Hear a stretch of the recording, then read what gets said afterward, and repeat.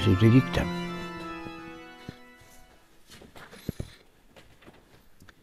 Nous fêtons aujourd'hui Sainte Jeanne, une Italienne, dans l'Italie du Sud, région très très pauvre. Nous sommes au XVe siècle.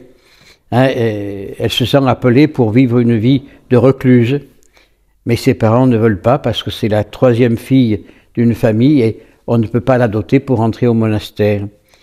Avant, il y avait ses sœurs aînées. Puis, miracle, elle prie la Sainte Vierge, la reine du Carmel. Elle prie la Sainte Vierge, et la Sainte Vierge envoie 2 noblions de Calabre dans cette famille de pauvres qui étaient des domestiques du Seigneur. Elle envoie ces 2 jeunes pour épouser les 2 sœurs aînées et doter la dernière, donc Sainte Jeanne. Ses parents deviennent un peu séniles. Elle n'a pas du tout envie de les abandonner, de les laisser seuls, mais finalement, la force de la Sainte Vierge est plus forte, et elle rentre au Carmel. Elle rentre dans ce monastère de recluse, puisque le Carmel n'était pas encore installé en Italie. Et elle installe l'esprit carmélitain en Italie.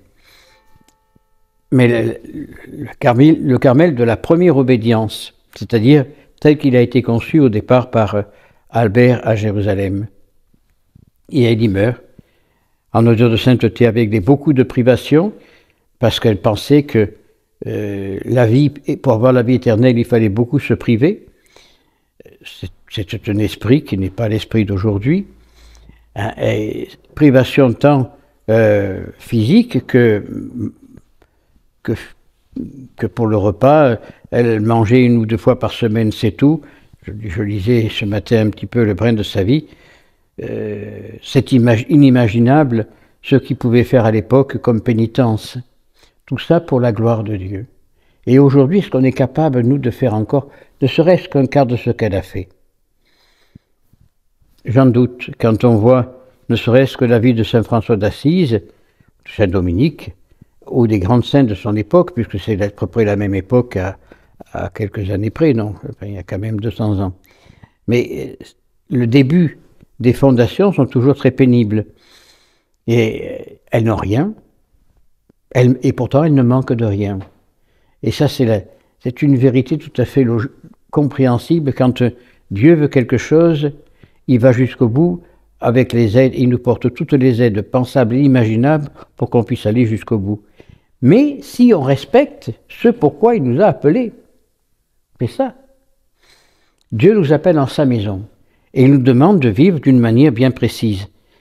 Mais sommes-nous des vierges prudentes ou des vierges folles? Savons-nous amasser pour que la maison, notre maison, tant physique que psychique, puisse se grandir? Ou sommes comme les vierges folles et qui vivons au jour le jour? C'est des questions qu'il faudrait se poser tous les jours de notre vie.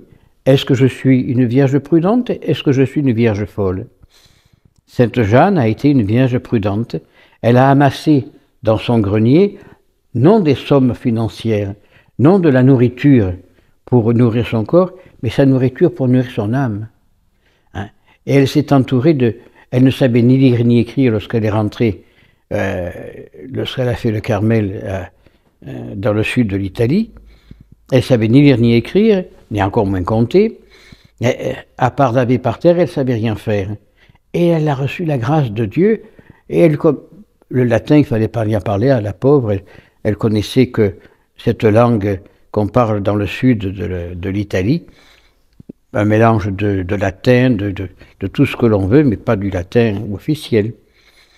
Et pourtant, elle chantait l'office en latin d'une manière merveilleuse, et pourtant elle vivait avec toutes les règles de l'époque, qui étaient écrites en latin, et elle comprenait, et elle a enseigné comme ça aux autres, parce qu'elle avait la grâce de Dieu, parce que Dieu lui a donné la grâce d'apprendre et de vivre. Il y a un autre saint qu'on vénère dans la même région où elle était, dans le sud de l'Italie, un capucin qui, rejeté de sa famille parce qu'il était un peu bossu, il ne savait ni lire ni écrire. Les capucins ne le voulaient pas parce qu'il il faisait peur aux enfants de la manière qu'il marchait. Finalement, il rentre chez les Capucins comme frère convert. Au bout de quelque temps, il enseignait aux enfants la parole de Dieu. Et quand on lui disait, mais comment, tu sais pas lire, et comment tu lis, c'est écrit à telle page telle de la Bible, vous liserez ça. Et c'était vrai, parce qu'il avait la grâce de Dieu. La grâce de Dieu nous donne la grâce pour faire ce que l'on doit faire quand on doit le faire. Mais si on n'obéit pas à l'appel de Dieu, si on ne fait pas ce que Dieu veut, eh bien, il nous enlève le peu que nous avons. C'est tout. Et le Christ le dit lui-même dans l'Évangile. Vous recevez des choses que vous ne savez pas faire fructifier, on vous les enlève. Et alors, c'est la parabole des talents. Et le talent qu'on reçoit, on a peur de le dépenser, on va l'enterrer dans la terre, mais on meurt avec. Et on n'a pas la joie de vivre dans la joie du Christ, parce que nous ne savons pas confiance, parce que nous ne savons pas démarrer la vraie vie en Christ. La vie en Christ, elle est très simple. Il suffit de dire, Seigneur, me voici. J'accomplis tout pour l'amour de vous. Il n'y a pas besoin de chercher des choses qui nous dépassent, non. Vivre l'instant présent dans la présence de Dieu. Et Dieu nous donne la grâce pour aller plus avant dans son amour. Dieu nous donne la grâce d'aller plus avant dans ce qu'il veut que lui, nous fassions, non ce que nous voulons faire, nous.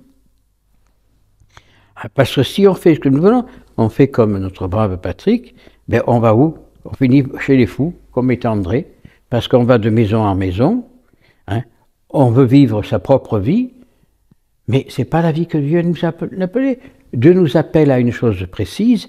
Si on ne fait pas ce que Dieu veut que nous fassions, il nous enlève la grâce. Je pense une histoire. La France a reçu de Dieu des grâces merveilleuses. Fille aînée de l'Église, elle a donné des quantités de saints. C'est le pays où la Vierge a le plus apparu pour donner des signes. Maintenant, on rejette tout ça. Mais Dieu nous enlève sa grâce. Alors il arrive des meurtres dans tous les coins de rue, des assassinats, on enlève des enfants, trafic d'organes, etc., etc., etc. Et j'en passe des vertes et des pas mieux. Tout ça parce que nous ne vivons pas la volonté de Dieu. Tout ça parce que nous avons oublié la grâce de Dieu. La France est le pays où il y a le plus de cathédrales, le plus d'églises, il y avait le plus de monastères. Qu'est-ce qu'il en reste? Plus rien. Les monastères ferment, les églises sont vendues pour faire des logements ou des boîtes de nuit ou autres. Tout ça parce que c'est vrai qu'il n'y a plus la manne financière pour continuer à construire des monastères et faire vivre ces monastères. Tout ça, pourquoi? Parce qu'on ne vit pas la volonté de Dieu.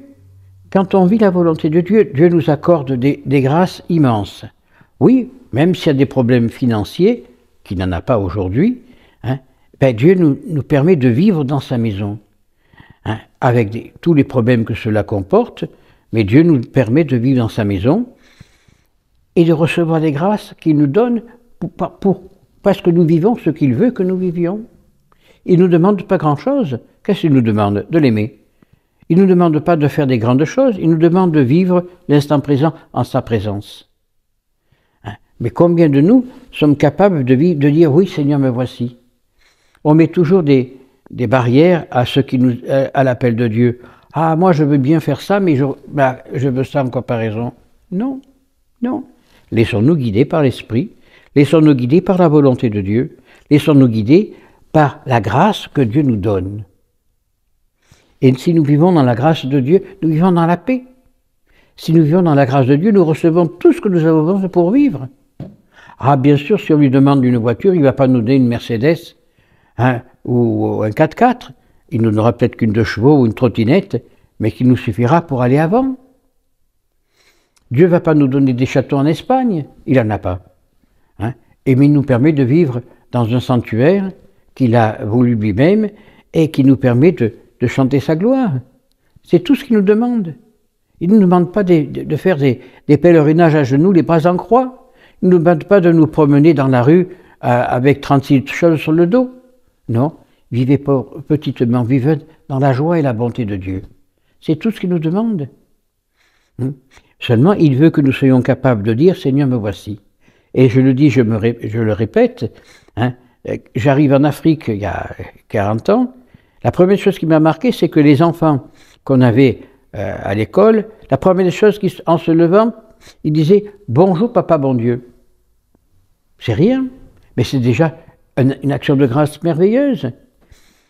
Chaque fois qu'on leur donnait quelque chose, que ce soit du pain, que ce soit des cahiers, « Merci papa bon Dieu ». Alors on dit « Mais je ne suis pas Dieu, moi pourquoi tu me dis merci à papa bon Dieu ?» C'est pas toi que je remercie, c'est celui qui me l'a donné, et c'est pas toi qui me le donne, c'est Dieu qui te l'a donné pour me le donner. Des enfants de 7-8 ans, au cœur de l'Afrique noire, ils reconnaissaient la grâce de Dieu.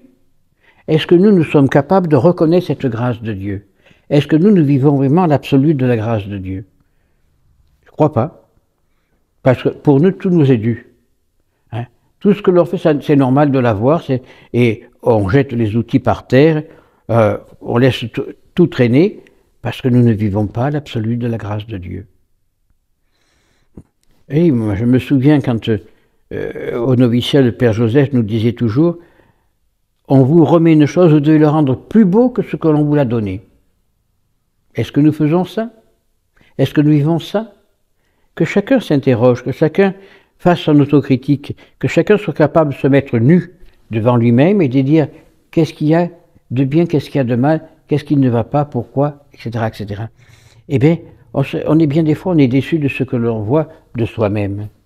On ne vit pas la volonté de Dieu, on ne vit pas la grâce de Dieu, parce que nous mettons des conditions à l'appel de Dieu. Mais Dieu n'a pas mis des conditions à son appel. Il nous a dit, viens, suis-moi. Le Christ le dit, viens, prends ta croix, suis-moi. Ah, je ne vous amène pas sur des verts pâturages du jour au lendemain, mais je vous amène vers la gloire de mon Père, et mon Père vous donnera ce que vous avez besoin. C'est ce que nous dit Jésus dans l'Évangile. Alors, essayons de vivre à l'exemple de Sainte Jeanne, cette carmélite qui est morte en 1400 au XVe siècle, 1432 si mon souvenir est exact, hein, pour vivre l'absolu de l'appel de Dieu, savoir répondre « Seigneur, me voici ». Elle voulait rentrer au Carmel, c'était pas possible parce qu'elle avait des sœurs avant à doter. Et le Seigneur a envoyé 2 chevaliers pour épouser ces 2 sœurs pour qu'elles puissent doter et rentrer au monastère. On voit la marque de Dieu. Eh bien, essayons-nous de vivre l'absolu de l'appel de Dieu et Dieu nous enverra ce que nous avons besoin et ce qu'on en a besoin. C'est tout. Alors prions Sainte Jeanne aujourd'hui, hein, de votre ordre carmélite, pour qu'on puisse comprendre qu'est-ce que l'absolu de la volonté de Dieu en nous, comment la volonté de Dieu doit penser en nous, comment nous devons vivre l'absolu de l'appel de Dieu, et nous serons heureux, ainsi soit-il.